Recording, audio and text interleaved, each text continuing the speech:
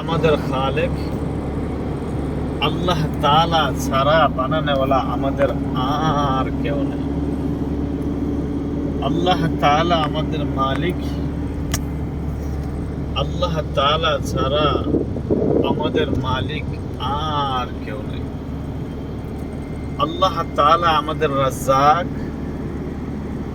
আল্লাহ তাআলা ছাড়া আমাদের রিজিক দেনেওয়ালা আর কেউ নেই।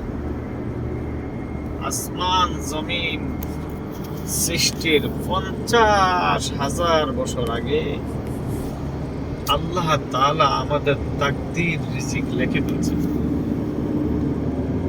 তাম দুনিয়ার মানুষ মিলে এক সরিষা পরিমাণ রিজিক বাড়াইতেও পারবে না, কমাইতেও পারবে না।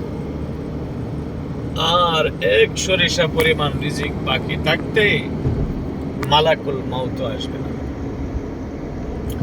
মালাকুল মউত যেমন ভাবে মানুষকে তালাশ করে, রিজিকও তেমন ভাবে মানুষকে তালাশ করে।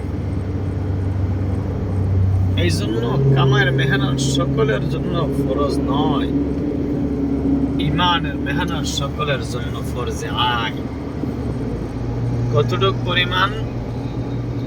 যতটুক পরিমাণ ইমান শিখলে 100% হারাম থেকে বাঁচা যায়, 100% ফরজ হুকুম পুরা করা যায়। যেই ইমান আপনাকে হারাম থেকে বাঁচায় না, সেই ইমান আপনাকে জাহান্নামের আগুন থেকে বাঁচাইবে না। এই জন্য আল্লাহ তাআলার হুকুম মানলে, রাসূলুল্লাহ সাল্লাল্লাহু আলাইহি ওয়াসাল্লামের তরিকায় চললে দুনিয়াতেও শান্তি, আখিরাতেও শান্তি। এই কথার বিশ্বাস আমার দিলে, আপনার দিলে, তাম দুনিয়ার মানুষের দিলে বসানোর জন্য এক মেহনতের প্রয়োজন। আর এই মেহনত করার জন্য আল্লাহ তাআলা, এই মেহনতের জন্য আল্লাহ তাআলা আমাকে আর আপনাকে বানাইছেন আর পাঠাইছেন। এই মেহনত শিকার জন্য 3 চিল্লা 4 মাস সময় দিতে হবে। আর মৃত্যু পর্যন্ত এই দাওয়াতের কাজ করতে হবে। আমি ইনশাআল্লাহ 3 চিল্লা 4 মাস সময় দিয়ে এই কাজ শেখার জন্য প্রস্তুত আছি। আপনারা প্রস্তুত আছেন তো? ইনশাআল্লাহ আমরা প্রস্তুত আছি। আল্লাহ তাআলা আমাকে এবং আপনাদেরকে সকলকে কবুল করুন, আমিন। কয়েকটি গুণের উপরে মেহনত করিয়া দিনের উপরে চলা অতি সহজ। গুণগুলো হলো কালিমা, নামাজ, ইলম ও জিকির, সহিহ নিয়ত, ইকরামুল মুসলিমিন, তাসহিহ নিয়ত, দাওয়াতুত তাবলীগ।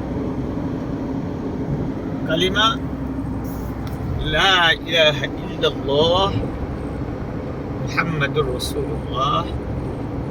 কালিমা